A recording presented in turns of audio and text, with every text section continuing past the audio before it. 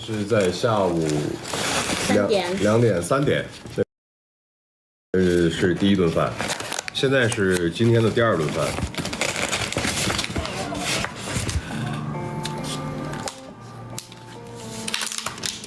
当当当当，还是家人们喜欢的蒸土豆、蒸茄子。我知道是你们特别喜欢的味道。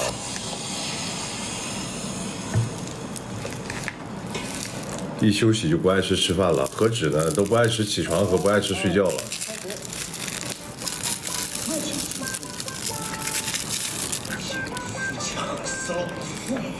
又是这种对着摄影师发狠的这种。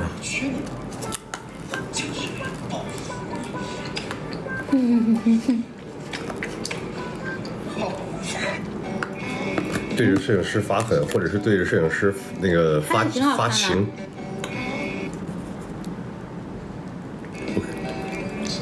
咱俩的那个剧照是吧？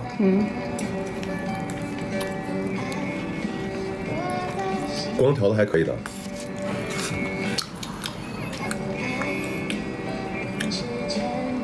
是不是胖了？不是，没有。蛋白质。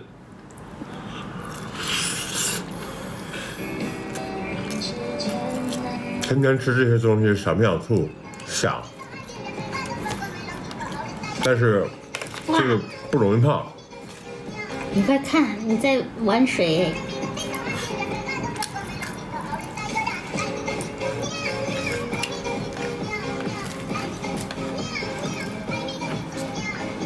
哇，你好快乐啊！你看你的小鼻子在外面。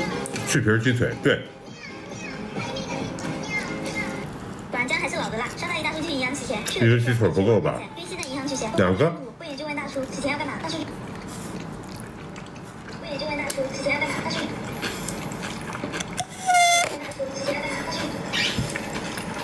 今天这发型起码干净。我们这边不是一样的手吗？没有那么邋遢。人家农行挣5万块钱，送1袋5斤。可我觉得昨天挺好看的。妥协的说。哎呀，上，我给你送5斤饼，我给你送5斤饼。约大叔到此会结束，结果大叔转头就去了对面银行，也说要取钱，这边不约，也问了大叔取钱的原因，于是大叔还是一样的话术。人家建行挣5万块钱，送1袋5斤高的米。会员一听。我家宝贝是你的铁粉，要去你家找你。上次他在横店看到你，没和你拍照，哭了好多次。最令人想不到的是，大叔卡里没有5万。那他为什么不跟我拍照？怎么回事？下次让他直接说。老辈子不愧是老辈子，常就是生气。我要跟你拍照。如果我不是正在工作的话，一般我会答应的。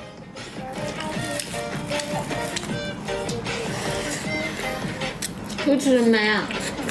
我给你拿。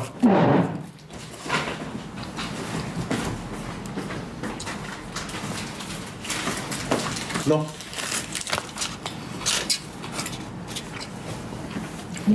不能手上啊。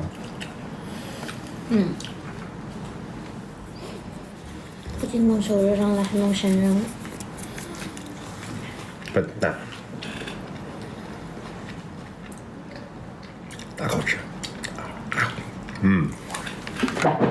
绵绵呢？绵绵，在我半米范围之内。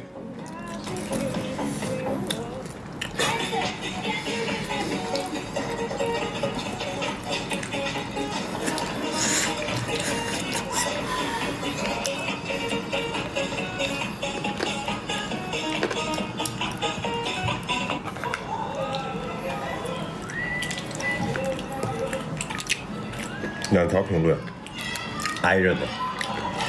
这么看着发型挺帅，这个发型看着好丑。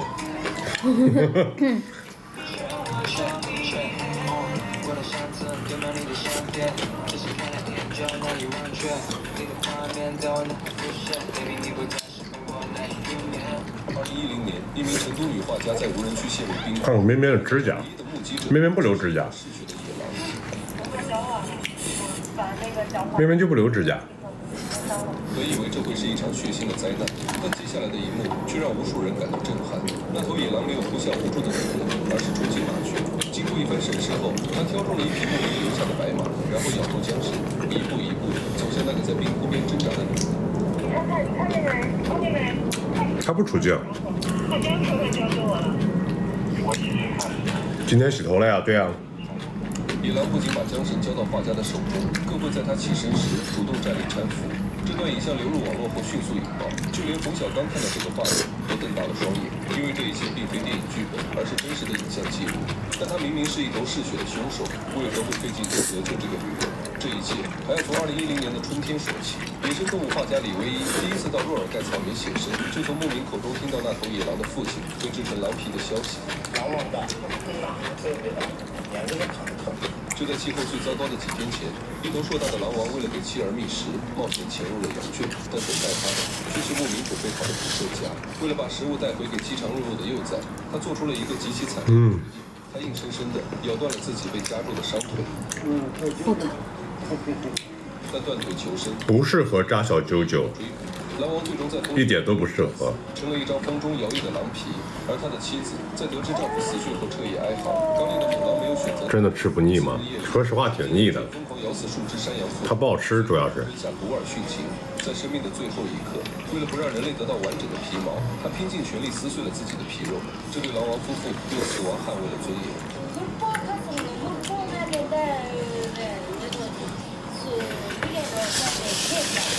李唯一听完故事后，心情久久不能平复。当听到牧民说那6只狼崽可能还活着时，他毫不犹豫就决定前往寻找，只求能为那对狼王夫妇尽一份自己的心意。按照牧民指引的方向，李唯一顺利找到了狼窝，但此时6只幼崽仅剩下最后1只。气若游丝的他抬眼望去，将李唯一当成了自己的妈妈。这是第几餐？今天的第2餐。这只狼崽成了巨大的难题，他的身体状况极差，而草原上的医疗条件很难让他活下来。你想清楚。他跑他慢了，你走太快了。你刚才读到我发了这条消息，他又激动的掉泪了。他一天到晚在我面前说你和一路，不准哭。小家伙总算是活了下来。男子汉大丈夫，怎么能动不动就哭呢？不准哭。但现实与理想总有许多残酷的错位。他想把格林偷偷当小狗养着，但格林毕竟不许哭。他刚满月就开始撕咬生肉，眼神里透着野性的贪婪。他的智商惊人，仅看了几次就学会了自己开电视。看到电视里播放狼群捕鱼，妹妹也在吃饭吗？是的。从自家池塘里抓了一条活鱼上来。他吃那个比较香。但真正让人头疼的是深夜的哀鸣。每当夜深人静，是不是胖了？不是，瘦了。今天抹脸了吗？没有。面面大王在休息，他罢工了，所以他不给我抹脸。我也没有抹啊。他何止没抹，他连脸都没洗。他甚至惊慌失措，在飞驰的车轮间穿梭。到现在都没洗脸。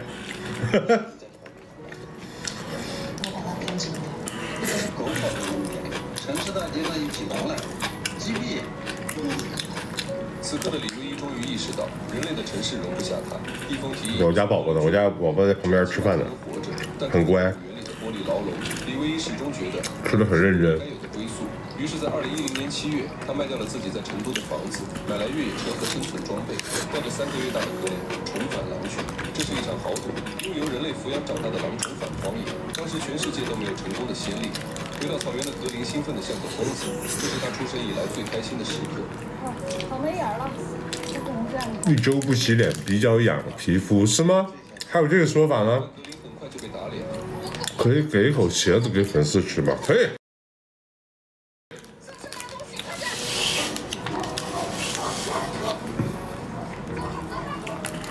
由于跑得太远，他遭遇了一群厚不厚？幸好听到动静的牧民急忙奔宽不宽？化解了这场危机。给你吃一口大肥茄子。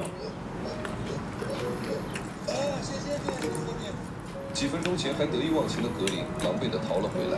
他被吓坏了，一直哀嚎着让李唯一过去陪陪他。李唯一明白，如果不教会他生存，把他留在这里，无异于提前终结他的生命。于是从第2天开始，一个让造物者看不懂的画面出现：一名人类女性居然趴在草地上，手把手教一只狼如何狩猎。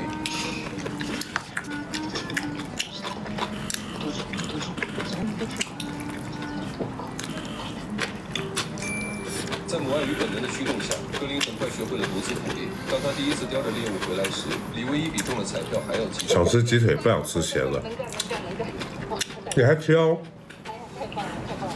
你还挑上了？在草原动物界已经小有名气，猎物们一闻到它的气味就会疯狂示警。我就剩半个了。除了填饱自己的肚子，格林还经常把吃剩的老鼠就这些东西相对来说会干净一点，没什么油，没什么，它不是那种油炸呀、炒啊、爱意的方式煎呐、笨拙，却带着真热量就会低一点。分钟的一天，格林突然反常的死死咬住李唯一的裤脚，阻鸡蛋清，给你们看清楚是吃什么。不听劝的李唯一强行外出，结果鸡蛋清秋后的第一场冰雹。淋雨加上高原反应，他患上了严重的肺气肿，一病不起。香不香？没有拦住妈妈的格林似乎在自责，他不肯回窝，日夜守在窗前，用爪子挠着玻璃，发出焦急的呜咽。给我一口呗。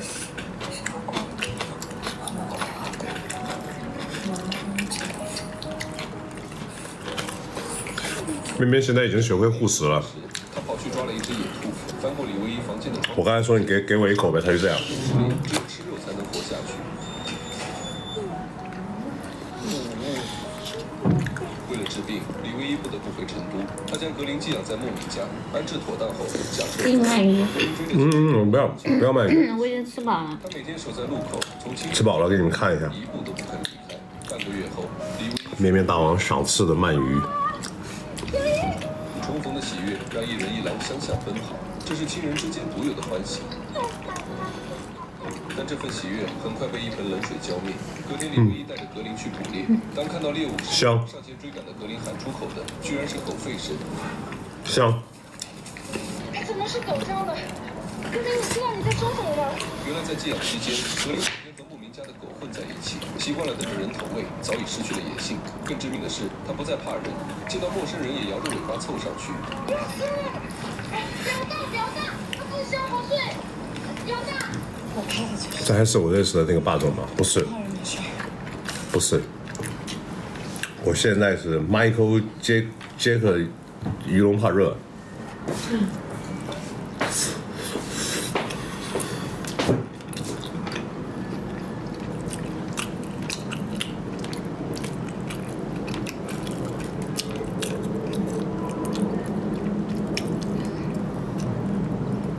你今天教我的怎么那个称路，这样嘴巴弯一点。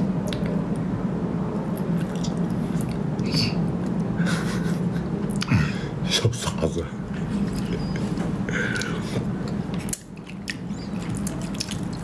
看了格林的解说了，什么？我在看，我才看一半。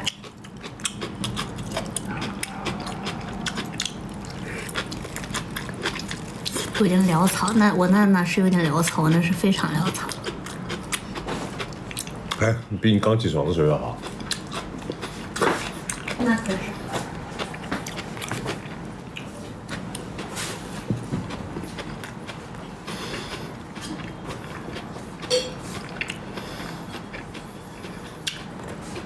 我现在就是开这个盖儿了，开不开了？咋变得这么难看？哦，挺好开的。我忘了，我太久没回来。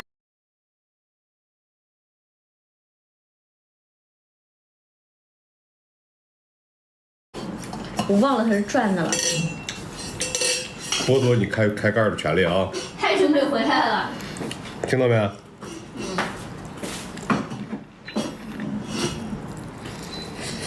红色的叉是啥意思？可能是没水的吧？哎，也不是啊。